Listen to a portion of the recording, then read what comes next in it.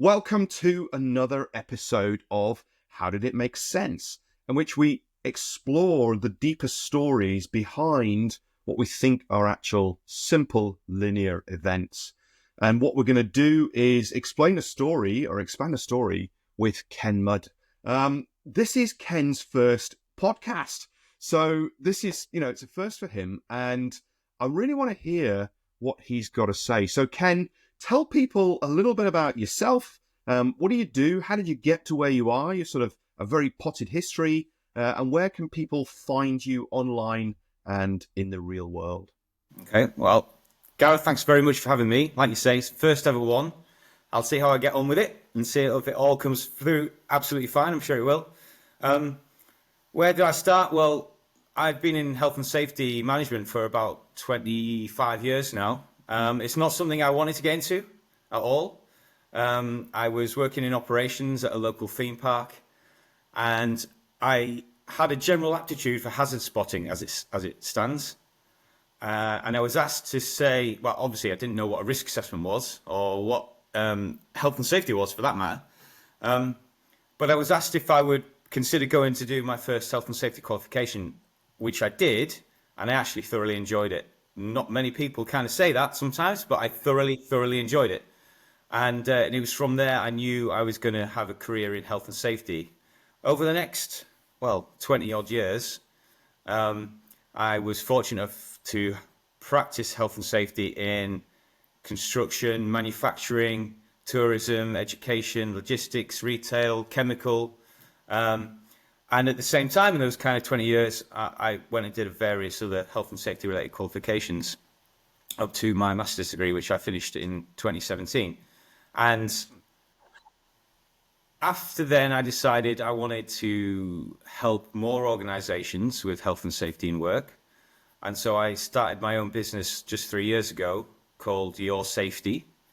And we are based up in Yorkshire of the UK.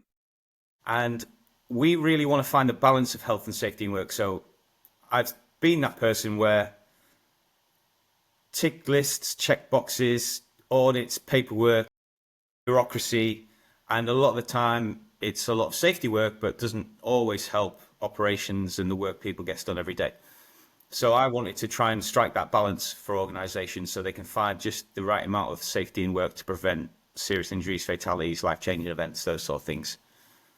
And that's where I am. Excellent. So you got a website and an email address? Website is www.yoursafety.com, and that is YORSAFETY, from Yorkshire, of course. And you can find me at contact@yoursafety.com. You can look for me on LinkedIn under Ken Mudd. We also have a LinkedIn page for Your Safety as well, so you can find me on there. Excellent. It's interesting, that bit of, I have an aptitude for spotting hazards.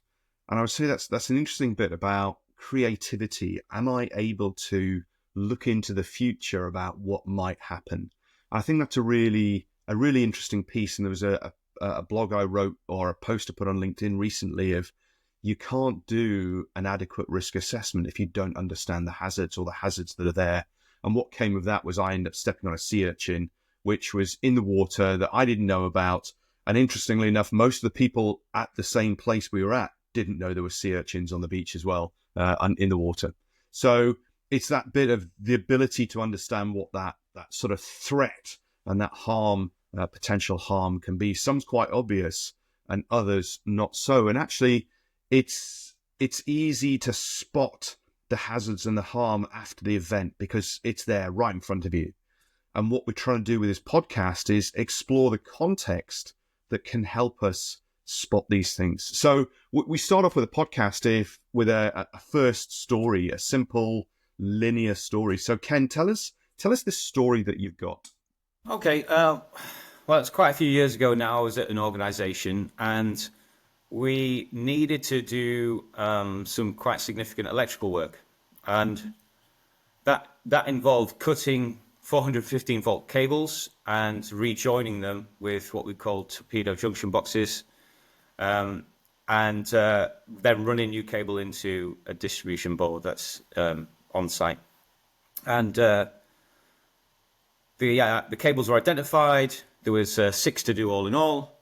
And unfortunately, on the time that the contract company that were employed to do it, they were cutting through the fourth one, and the gent who was doing it cut through a live cable, a live 415-volt cable, and suffered burns to his face, one side of his face, his forearm, and his hands. And from there, it was obviously the kind of it's his fault for not identifying the cables. It was the supervisor's fault for not telling him the right cables. It was not following the whole cable run, as well as the fault of the organisation, perhaps to not do as much as they should have done for that particular activity to identify its cables. And that's kind of the easy story, if you like, for that. But there's so much more to that story than Yeah, as there always is. And you could sort of simplify that as, poor leadership, poor management, poor supervision, should have paid more attention, should have done the job properly. There are lots of counterfactuals. And it would be interesting to see, given that event, the sort of language that would have been written in the investigation report, and I presume the HSE were involved as well, and the language that was used in that piece. And I can pretty much guarantee there would have been a whole scattering of counterfactuals. And what we've got to understand is actually that whole, how did it make sense for somebody to do what they did? And you sort of touched on this, that it's not just that unfortunate guy who's basically cut through that cable while it's being live, and we could just sit there and go, should have paid more attention. We've got to understand a whole raft of things. So tell us the second story then, Ken. What's the background? And we'll probably disappear down some rabbit holes as you go through it. Yep. Well, it's not often you can sometimes go back to a point in history and with these acts of investigations and say that was the point that it kind of started. So this particular activity of cutting the cables was completed on a Sunday in December, the Sunday before Christmas in December, early in the morning, around about 8 o'clock in the morning. Now, some of that work had been planned to be done actually the following week, and it was brought forward and brought early. And that was because the contract company felt they could get ahead of program a little bit and do some work ahead of time, which meant that they could potentially sign off for Christmas, because that's what people do at Christmas, and be done with it.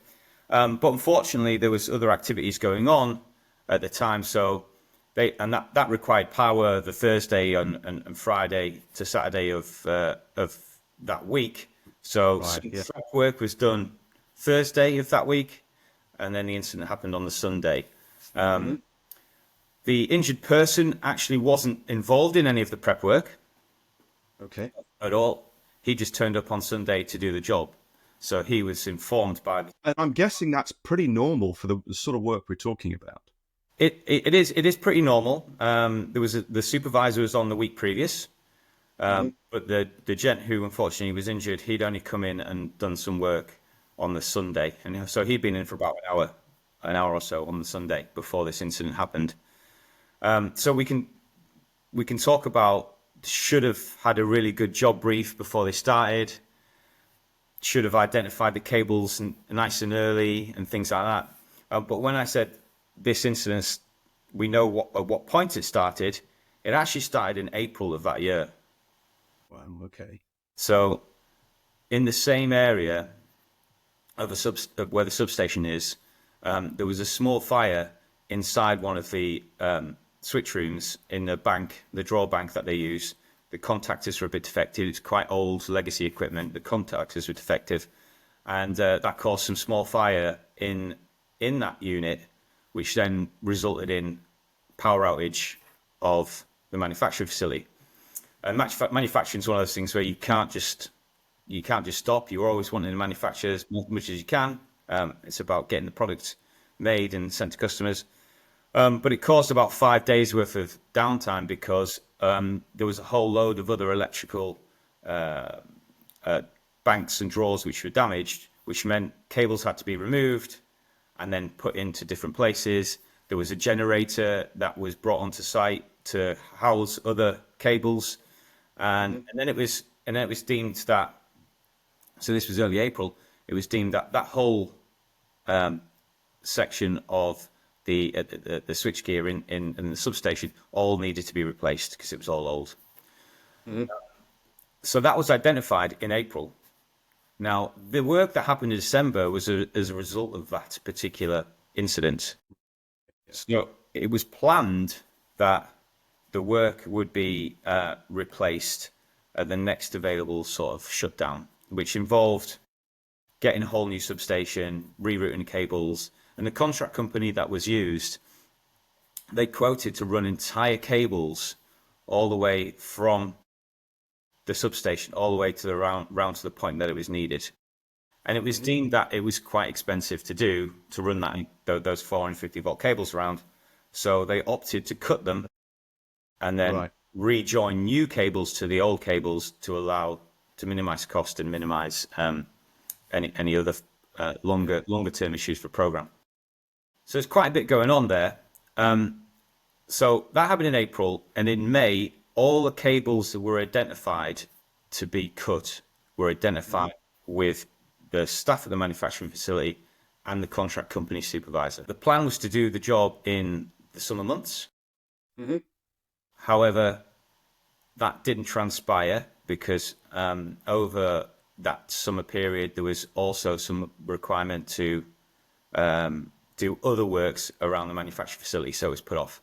So then it was planned in for August, and everybody's on holiday. Everybody's on holiday. So, and on top of that, there was always planned shutdowns for a manufacturing facility to do maintenance and repair and things like that. And these typically were about 4 days in a month. And that was the time, because the power needed to be off, that was the time to do it. However, because of customer demand and productivity, those shutdowns were reduced to 2 days and not 4 days, which ultimately resulted in, well, it's impossible to do that job. We simply don't have time to do that.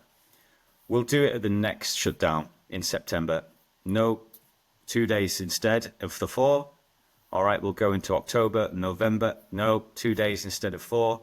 So it got pushed out all the way to December, where many manufacturing facilities have a huge, significant bit of time off. Yeah. 2 weeks off. Absolutely. But nobody really went back and identified the cables. They kind of knew. There was a bit of a walk around before the Sunday where this unfortunate incident happened. And it was kind of, it's that cable, it's that cable, it's that cable, it's that cable. Now, I wish I had a picture to show you, because it wasn't just like there were 6 cables there. There were 6 in a whole raft of cables. But there was so, because it was at the location of where all the electrics came into site and all the electrics went out of the site.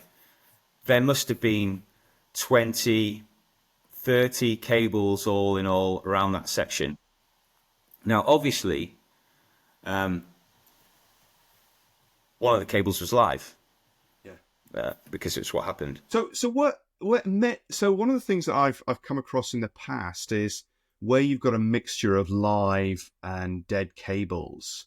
So were some of them live, or was it only that one that was live? No, there was some of them live.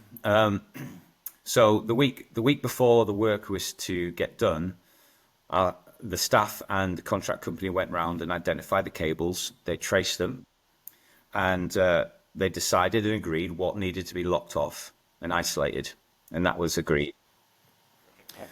And so the supervisor, who was also on the job for the contract company, he wasn't involved in running in the new cables the week previously.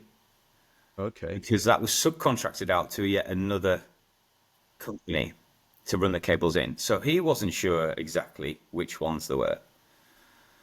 So there's quite a few assumptions made throughout all of that, which does happen. And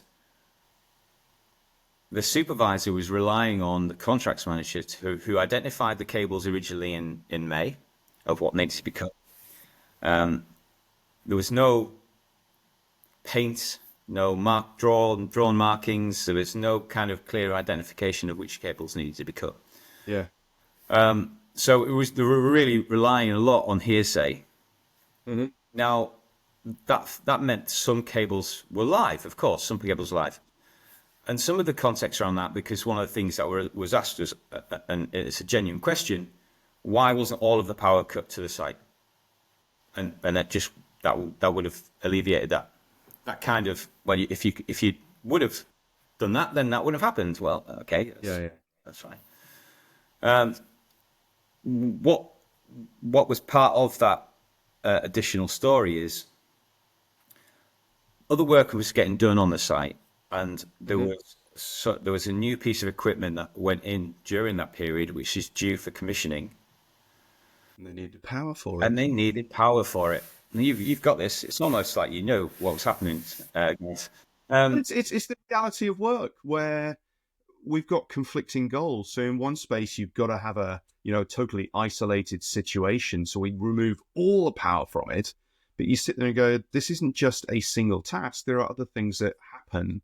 And so, in terms of maximizing productivity and delivery, you reduce the harm to what you think is that acceptable level.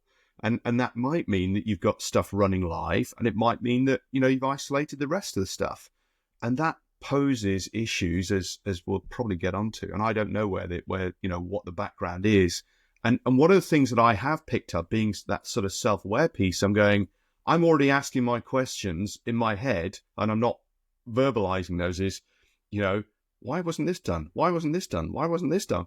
So even though I want to explore those stories, I'm already trying to piece together an incomplete story with my previous experience. So Ken, please carry on. No, that's fine. And all correct points as well, Gareth. Yes, you're right. Commissioning needed to be done. Those conflicting goals were, it's absolutely right. The commissioning of that before the end of the year, ready to start in the new calendar year, meant cost saving and potential more profit for the business. So it was kind of a balance, and you had to juggle these things to do that. And it was unfortunate that the cable that was cut was the cable that was to the compressor for the site, and it's a huge site, and they needed the air, of course, for the commissioning. And the gent who had successfully cut through 3 cables without any issue whatsoever, there was only 3 more to do, started cutting the 4th one, and unfortunately something had happened. Now, some of the other reason why they couldn't do it earlier in the week or on the Saturday was the contract company were having their own Christmas party on the Friday night. Okay. So people would certainly not be in any state on Saturday to do any. That's good risk, man. From their point of view of sitting there going, there's no point in putting people in, asking you not to drink on your Christmas party and you're working tomorrow. Well, actually, it's remove the hazard and move it to Sunday. So that's a sound decision. Yeah, absolutely. And then when the gents came in on the Sunday morning, there was a bit of, right, we have a risk assessment method statement to do the work. Although the company couldn't put their hands on it at the time to do that work. A permit to work was written, and people went to sign on to that and go and do that. There was minimal kind of minimal brief about what the job was going to be doing or what people were doing, and perhaps further confirmation. So in my world, I would talk about critical risk and say it's absolutely imperative that we get this absolutely right, even if we have to take extra time and run all those cables, and there's meters and meters and meters of these cables. And there was a degree of, well, you know the job, you've been here before, you've done lots of work before, you know what you're doing, just get cracked on and get it done.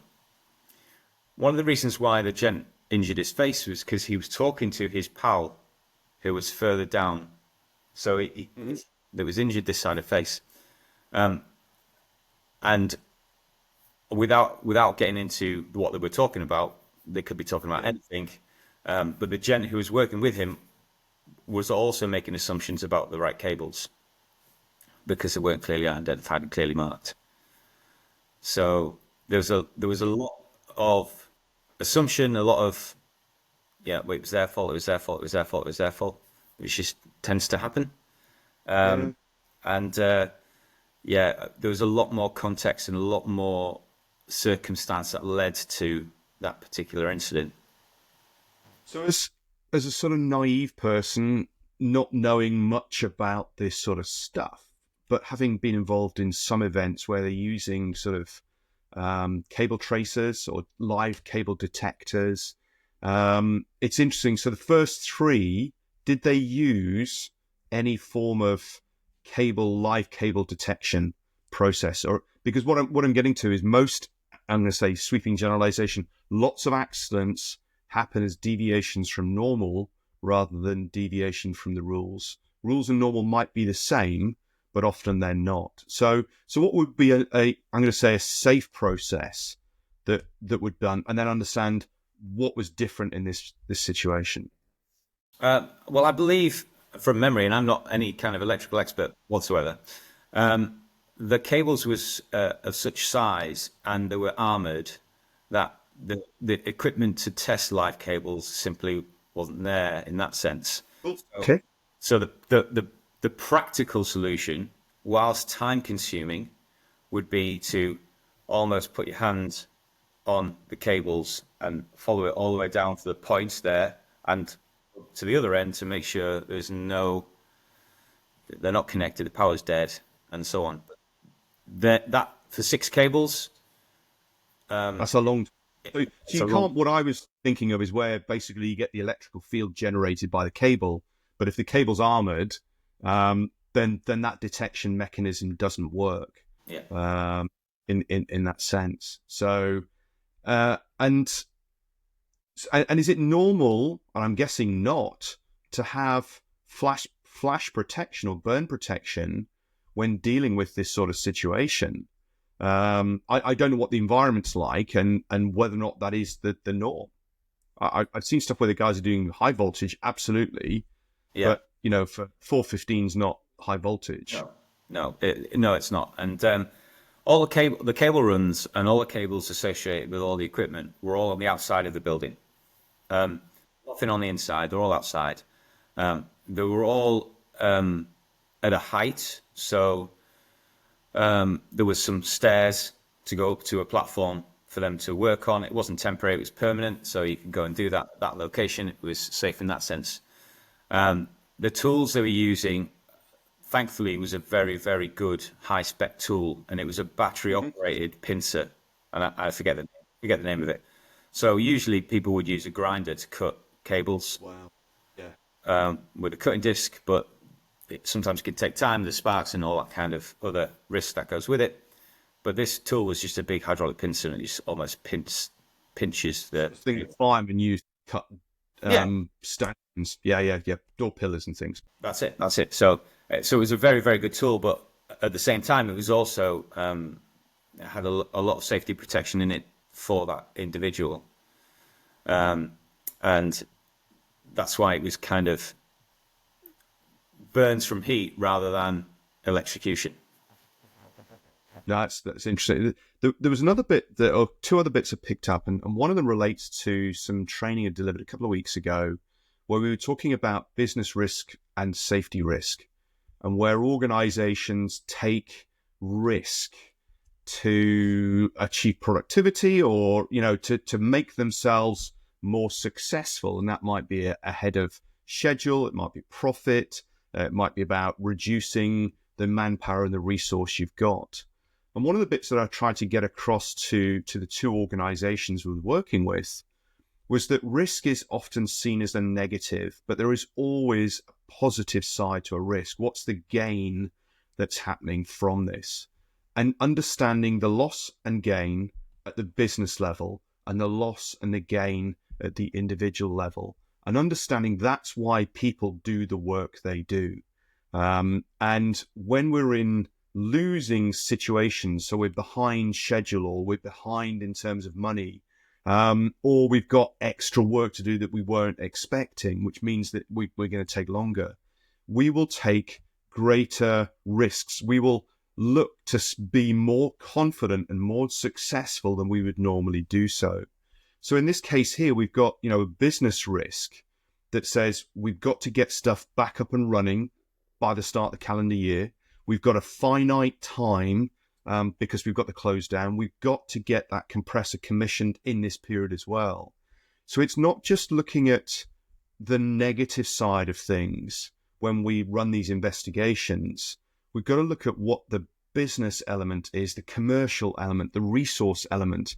And anybody who's sort of seen stuff that I present, we talk about Rasmussen's trade-off between unacceptable performance on one side, and we've got money and we've got resources. And each time you cut resources or you cut money, you move the organization closer to the failure line.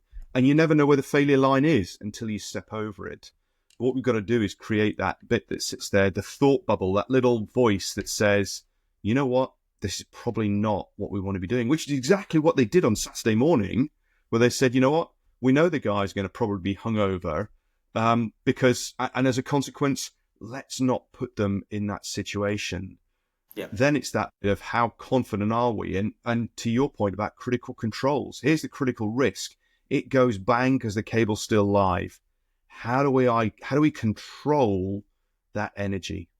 And if we can't use a sensor to find out because the field is protected because of the armoring, then what other ways can we do that? And if that is a manual trace that goes round and you basically sit there with a spray can and you spray can each cable that needs to be done, fine. Yeah. And it's understanding, because how long were they offline business-wise because of that then? Earlier in the year, they were offline because of the fire in the substation, which is the first thing. They were offline for 5 days. This accident? And this accident, because it was during a shutdown period of Christmas anyway, so there wasn't much of an issue in that sense. So back into the calendar year, I think there was only a couple of days from memory that impacted, because the work obviously still needed to be done, and we couldn't have it left in the state that it was left in. No. Yeah.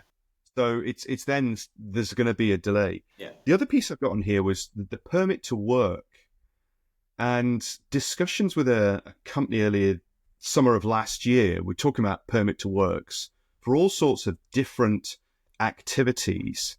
And we're just saying, is the permit to work the paperwork, or is it to generate the conversation, to identify the hazards, identify the critical controls, and make sure those critical controls are in place? And what we found is, yes, we'll do them, but do you have the conversation? No, because we've got the paperwork. Yeah. But the paperwork actually doesn't create safety in of itself. It's a facilitation and a marker for a conversation to sit there and say, can we confirm that those critical controls are in place? Yeah, I agree. And I know in my time when it comes to permit to work, and historically I've been in organizations where it became about liability management rather than safety in itself. So if any time a contractor was to be on site, regardless of what they were doing, they need a permit to work. And I would say, okay, so what sort of jobs would that include? And in the past, I've had people say, well, the window cleaner will come in and clean the windows with a pole at ground level. And I would say, there's no risk in that. Just have a conversation, bit of induction, talk through that. All the way through to a contract company who would come in and replace those kind of, the mats you see at doorways. They get dirty and filthy. All right. Yeah. And I'd say, oh, come on, that's not it. And permit to work to me was always, if there's significant risk, you need to have this and have that conversation. That's why the briefing part and the learning afterwards, the debriefing afterwards, is so important. And I think my experience is when you have a permit to work system and you apply it to everything, it dilutes any of the other risk. So it becomes very much a just sign on the permit and we'll just get on and do the work. And Totally, it and totally. it's all for a contract company who specialize in doing electrical work. That's bread and butter for them. They do it day in, day out. It's not a big. It's just normal work for them. Yeah. So there'll be a degree of we've done cables all the time. It's all right. It's no problem. Yeah. And, And how do you validate that this is the one? And it's that chronic unease that's needed to sit there and go, can I, with 100% certainty, confirm that that is A, the right cable, and B, it's dead? yeah, And if the answer is no, then and it's easy in this sort of podcast environment to say don't progress with the work, but actually it's also understanding all of the other pressures. So what was the learning that came out of this, if anything? I mean, I often talk about lessons identified, lessons learned. The lessons that we identify from this that says be more careful, pay more attention, make sure the cable's dead, make sure it's isolated, we've got the right cable. Those simple bits, but the real learning is you put something in place and you notice a change for whatever. So what learning, if any, came out of this? most of the learning was as a result of the investigation that took place. Now, there's a slight caveat in some respect because I was leaving that organization 2 days after this event happened. So the amount of learning that I'm aware of is minimal. Although I have looked back and I've seen what happened. There was deficiencies and system weaknesses really in how contractors were generally managed when you appoint them. There was system weaknesses certainly in the permit to work system that they used. There was other system weaknesses in relation to, like lots of companies in my experience, that they deal with a contract company. They'll ask them for risk assessments and method statements. A lot of them tend to be quite generic, with people just names changed out from where they're working. But rarely do we then assess the risk of what that contract company might be exposed to whilst they are working on our site or on our property. And so there was issues missing in there. And then when we did finally look at the risk assessment method statement, that kind of critical control that you mentioned, and that to do with critical risk, it wasn't clear and obvious in the paperwork. It wasn't clear and obvious in the method statement. We're going to cut these cables and it's going to be right. And there was some more learning in terms of where those significant risks are. And I was talking about high severity, low frequency. So it's just the kind of one chance that it could totally go wrong. What have we got in place to fail safely? And so some of the learning was around that kind of level of risk, where historically the risk was not exclusively to this particular incident. The risk is avoid slip, trips, falls, cut fingers, bad backs, all of which you want to avoid. But a lot of the time they don't change people's lives if for the negative. And you kind of end up managing liability and managing numbers and managing metrics than you do about creating safety for the people who actually do the work. It's that bit of how do you develop capacity? How do you look at the benefits without just focusing on the negatives and not just saying everybody's lucky? So how is it they manage to remain safe for most of the time? What is it that you could sort of bottle up and you sit there and go, how is it these guys know that this is the right thing to do? And yes, it can be about following the process, but the process is never complete. We, as the humans, complete that design to get it done. So what is it that people are able to pick up on and say, that's my critical backstop as an individual or a supervisor? Yeah, I think I think a lot of it comes down to recognizing that we are all human and we all will make mistakes. Hmm. So having that kind of open discussion in an environment where you can bring things up without kind of judgment or people going, "Don't be daft, just get on with it," and you're a competent, trained person, just get on with it. I think it's really important that before jobs where there's significant risk, critical risk, that there's clearly time planned in making sure the equipment's right, making sure if you've got critical risk in place, that the controls are in place for that, that the people who are coming to do the job are fully conversed with what they're going to be doing. And that sometimes takes time. You talked about the risk and reward, even though that Yeah. planning part of it might take an extra 10, 20, 30 minutes, an hour, whatever it might take, ahead of the time to put that time and resource in that point rather than running around afterwards is far more valuable. It's always difficult because lots of organizations, I think, would look at it and go, well, that might not happen and we could save that time if we just get on and do it. But it's always that kind of one bit. And if you can have a cross-functional group, just kind of have a psychologically safe environment where they can say, hang on, are they absolutely 100% dead? Even if we have to take our time to do it, can we double check? There was a lot of assumptions. There was a lot of relying on other people's knowledge. And I think if I had been the one cutting a cable, I'd want to know 100% that is. Yeah. So there's a bit here on Wednesday. I was working with sort of high-end organization. They were talking about trend analysis. And I said the problem is, they're low frequency. And so it's very difficult to spot the trend. What I said is you can look for conditions. So in your near misses, you're going to have conditions. And you can spot trend analysis on the conditions surrounding the event. So in that case, on the Saturday, they managed that because they went, you know what? We know what the conditions are going to be like of people's heads. So we're going to push the work. But it's that bit that says, oh, well, we're always working under time pressure.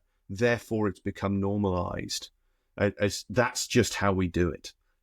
We have conversations with people because it's what we do. When you talk about the guy looking to the right-hand side, and it doesn't matter what they were talking about, you're right. Now, interestingly, had he been facing it, you get a full face rather than a side face. But in critical industries like the aviation space and healthcare, surgical theatres, they talk about sterile space.